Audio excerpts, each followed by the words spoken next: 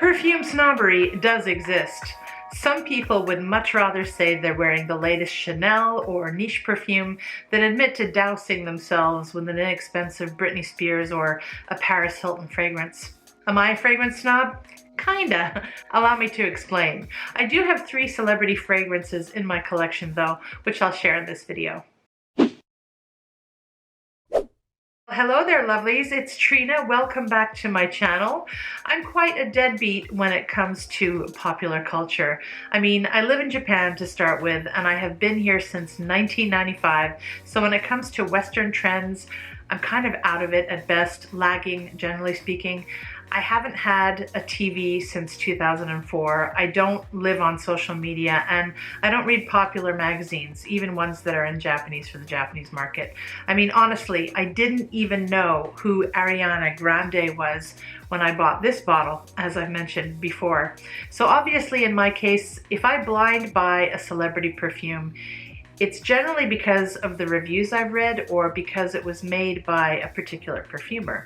But even so, I guess I am a perfume snob. The very idea of a celebrity perfume it's a turnoff to me.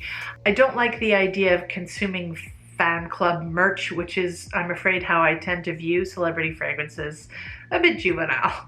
To me, this genre of fragrance is perhaps the pinnacle of consumerism. I'm not anti-consumerist, especially if done responsibly, but this facet of it is the tacky and capitalism over art side of the industry. I guess you can't avoid it. It is the real world. Even those celebrities themselves are considered artists, right? I do tend to hold assumptions regarding the quality of celebrity fragrance ingredients too. Sometimes a brilliant nose creates a wonderful formulation for a celebrity fragrance, but the actual product suffers because the company wants to reduce costs. This is not limited to celebrity perfume, I know, of course. I don't feel contempt for the idea of luxury products made affordable though. I don't hate on clone houses, as you know about me from an earlier video. But as they are designed to appeal to the mass market, it's not surprising that many celebrity scents do follow the current generic pattern of right now sweet gourmands and fluffy fruity florals. And this is the third reason why I'm not a fan. There are the odd few celebrity endorsed products that are well worth sniffing, though I might not go as far as to suggest buying. At the moment, I have 3 in my collection, so allow me to give some quick review time to each. First is Minami Glow by singer and actor Jennifer Lopez, who is my exact same age but looks to be half of it. This is one of the many Glow flankers. It's a floral, fruity fragrance launched in 2005 and created by Caroline Sebas, or Caroline Sebas. The notes are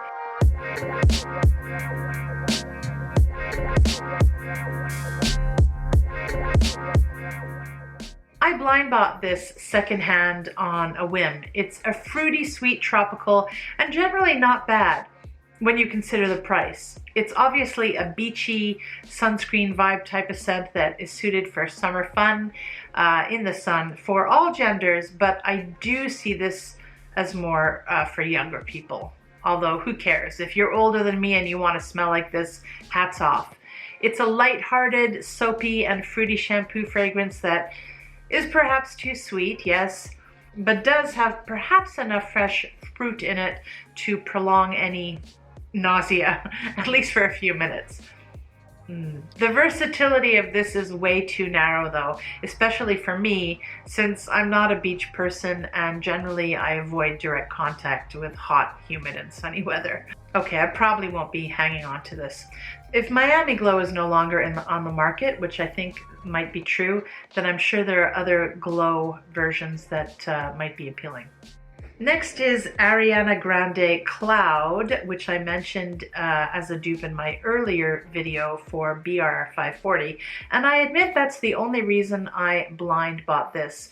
I was looking for something that could take my breath away without taking away so much of my moolah.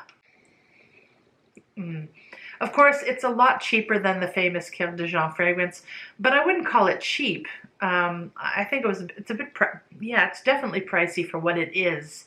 And I think in a few years' time, this will likely be reduced in price. But to be honest, if I want a cheap version of something to imitate BR40 in the future, I'll probably get the clone from Alexandria, which smells much better and performs countless times better. This one fades relatively fast. It stays close to the skin. And of course, this fragrance launched in 2018 and created by Clément Gavarri, I think is how you pronounce the name. It's not BR 540. There are perceptible differences. Here are the notes.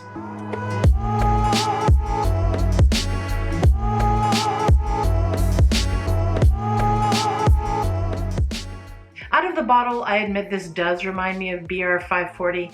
Where it does remind me of that iconic scent, it's a very immature version.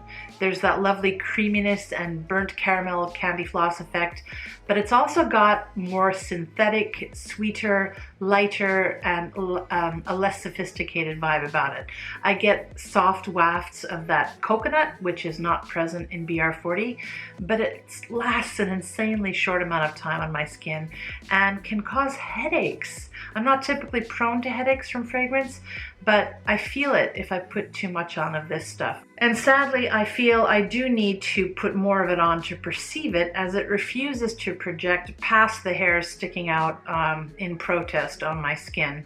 Fortunately, I got it secondhand, and I'm glad I got the chance to sniff it. Oh, and the bottle, it's tacky AF in my opinion, but I guess it's kind of appropriate for what I presume is the target market, tweens, candy-loving tweens. And it's much better without this plastic base. Okay, and now we have Covet. As I'm sure you know, actress Jessica Parker, Sarah Jessica Parker, became famous for her role as Carrie Bradshaw in the television series Sex and the City, with which, yes, I am familiar. I'm more forgiving of Sarah Jessica Parker as a fragrance celebrity simply because she is passionate about perfume, and according to Chandler Burr in The Perfect Scent, she worked very closely with the perfumer when creating her first scent. In collaboration with Coty in 2005, her perfume Lovely was launched and was unsurprisingly a big hit. The advertising that made use of her voice and image won an award for a national ad campaign, Best National Ad Campaign, Fifi Awards, I think. Covet came out in 2007.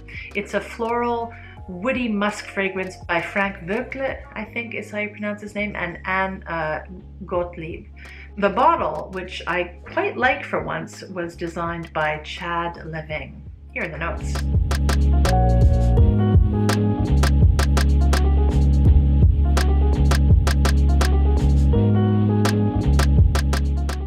This one's hard to get the smell of out of the bottle, so I'm going to spray it.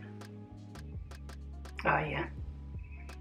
So this fragrance is supposed to capture the impish and garrulous side of Sarah, marketed under the slogan, "I have to have it." Covet has a synthetic super glue with fresh mint start that eventually transitions into a powdery, herbal, comforting fistful of crushed leaves, bark, dry bark, and small aromatic flowers. Fougère meets gourmand. I mean, come on, you've got lavender, lemon, chocolate, and geranium in the opening.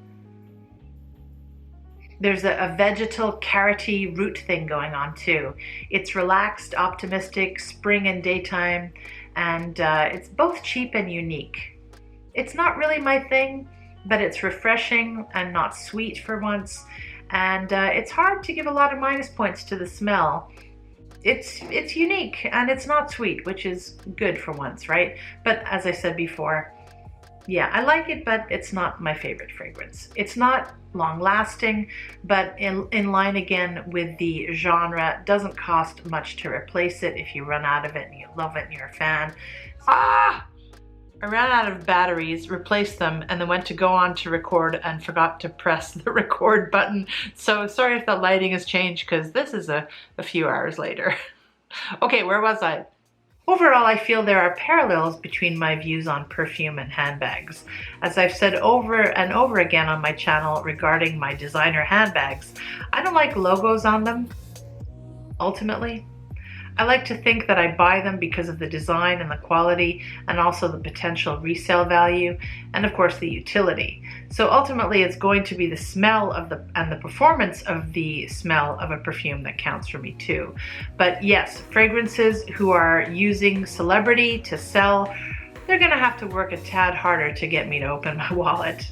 The three I shared with you today caught my attention, and I'm happy I got them to share them with you and sniff them out for myself, but they won't be with me for much longer, I think. What about you? Are you a fragrance snob too? If so, what celebrity fragrances do you feel are worth overlooking the celebrity aspect for? And what do you think of any of the three I mentioned? Would love to hear from you. Saint Gourmand, signing out. Mwah.